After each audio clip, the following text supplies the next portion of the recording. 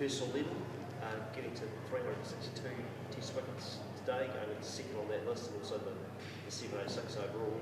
What's your take on that? Yeah, having had a lot of time to reflect, having just come off, and but yeah, I think it's obviously a special moment, and one that you'll look back on and reflect, and I guess be proud of what you've been able to achieve. From a kid wanting to just play for New Zealand, represent New Zealand, to have been very fortunate in playing for 15 years so far, and loved every minute of it. So it's yeah, I guess it's something you probably look back on later in life, and probably when your career's finished, and sit back and have time to take it in. But at the moment, the focus is on the next 4 days and what we can try and achieve here. So yeah, it's like I say, all I wanted to do as a kid was play for New Zealand, and been very fortunate and very lucky to have been able to play for a long period of time.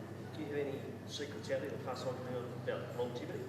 Is it ice baths? Yeah, I guess it's a combination of a number of things. I've been very, touch wood, fortunate with injuries and a reasonably simple action, which I guess has helped. But there's a lot of hard work that goes into any sports career, and I guess like I say, I've been very fortunate to do it for a long period of time. And there's been a lot of work going behind the scenes, not only cricket training, but your strength and conditioning and things like that. So I think a big credit has to go to Chris Donaldson. He's been phenomenal since he's been in the role for over 10 years now, and I think the guys have taken that side of cricket to a new level. So yeah, I think a lot of credit goes to him and getting the guys into good habits and good shape.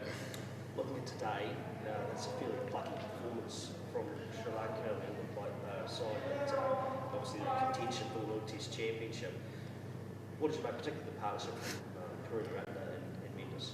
Yeah, I think they played nicely, and they've obviously shown that they've been a good side over the last 2 years to sit third on the Test Championship. So we knew that we're going to have our work cut out, having won the toss, and I think we bowled exceptionally well in that first hour. Went past the bat a number of times, and we're probably a little bit off in that second hour. And credit to Sri Lanka, they put it away. They put a lot of loose deliveries away and scored at a good clip, and I guess got themselves out in front of the game at lunchtime. We sort of pegged it back a little bit there with a couple of wickets after lunch, and then a couple late in the day. So yeah, I think credit to them, the way they played, having lost the toss, come out and still play their shots, and especially Kushal, Mendes, also Angelo, the way he played, and also Kunaratne. So yeah, I think three guys that have been here a number of times before and know these conditions, and have had experience in these conditions before. But yeah, like I say, they've played some great cricket in the last couple of years to sit where they are on the World Test Championship. How's the reviewing radar? Quite tricky. It seemed like it sounds all over the show at various times.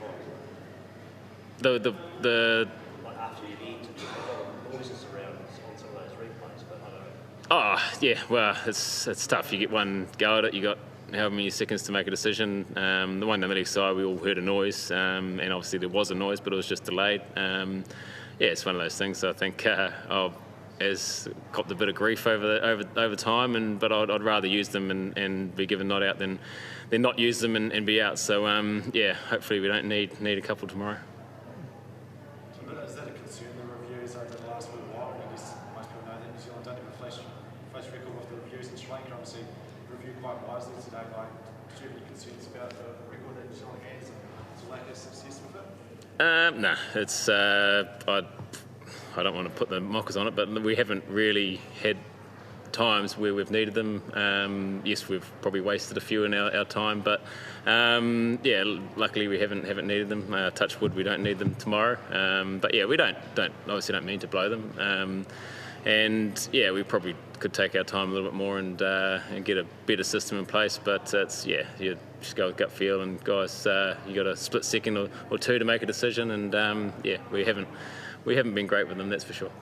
How do you sort of assess that last hour before lunch? Obviously, Sri Lanka better beautifully out there, but how did you sort of see it from your captain's perspective? I think they were going to go 8 and over for their last hour or so.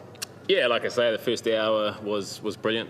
We passed the bat a number of times, asked some serious questions, and credit to Sri Lanka, they got through that and they were able to cash in when we did miss in that second hour. So yeah, it's you got to I think we know we had to be better. I think over the whole day we still showed that we went past the bat a number of times, and there was enough there throughout the day.